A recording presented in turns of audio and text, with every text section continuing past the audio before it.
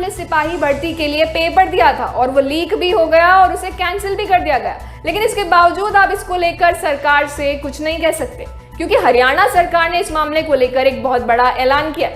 जी हाँ, एक इतना बड़ा ऐलान जिसकी वजह से जिन्होंने भी ये पेपर दिया था उन्हें अब पैसे मिलेंगे। अगर आपको यकीन नहीं हो रहा है तो आपको बता दें कि देश सरकार ने कांस्टेबल भर्ती की परीक्षा के लिए बुक टिकटों का पैसा परीक्षार्थियों को रिफंड करने का फैसला लिया है।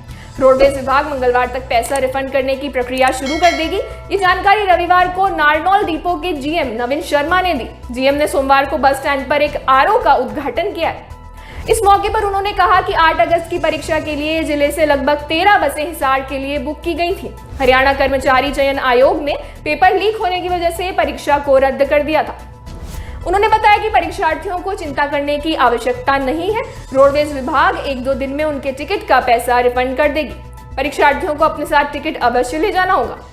इस खबर को सुनने के बाद शायद आपका नुकसान कम हुआ होगा, लेकिन सरकार ने उस नुकसान के बारे में कुछ भी अभी तक नहीं कहा, जिसके चलते छात्रों की मेहनत बर्बाद हो गई। आपको बता दें कि हर कोई प्रतियोगी परीक्षा की तैयारी करने के लिए गोल सेट करता है, जिसके अनुसार वो अपनी तैयारी को बेहतर करता है। साथ ही अभ्यर्थी कोचिंग इंस्टीट्यूट में फीस भी भरता है। लेकिन सरकार की लापरवाही के चलते हरियाणा में अधिकतर पेपर सेंटर पर पहुंचने से पहले ही लीक करने वाले तक पहुंच जाते हैं। अब सरकार को ये कैसे समझ आएगा कि अब उन सभी अभ्यर्थियों को फिर से कोचिंग लेनी होगी, क्योंकि अगर कम से कम भी मान के चले तो फिर से परीक्षा होने में 2 महीने का समय लगेगा और 2 महीने के लिए कोई घर नहीं बैठ सकता। परीक्षा की तैयारी कर रहे अभ्यर्थियों की मेहनत और उनका मूल्यवान समय तो इससे जाया हुआ ही है। साथ ही उन्हें फिर से परीक्षा की तैयारी के लिए कोचिंग जाना होगा। अगर सरकार आर्थिक मदद करना ही चाहती थी तो पिछले 3 महीनों में ली गई कोचिंग की फीस के पैसे छात्रों को देती।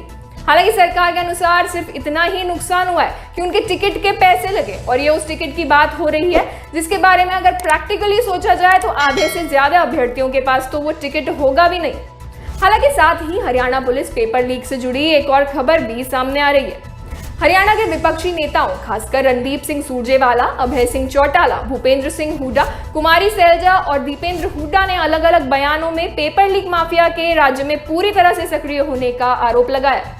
दावा किया जा रहा है कि अभी तक 29 बार पेपर लीक हो चुके हैं। वहीं मुख्यमंत्री मनोहर लाल के principal media adviser Vinod Mehta ने एक ट्वीट के जरिए विपक्ष को जवाब दिया।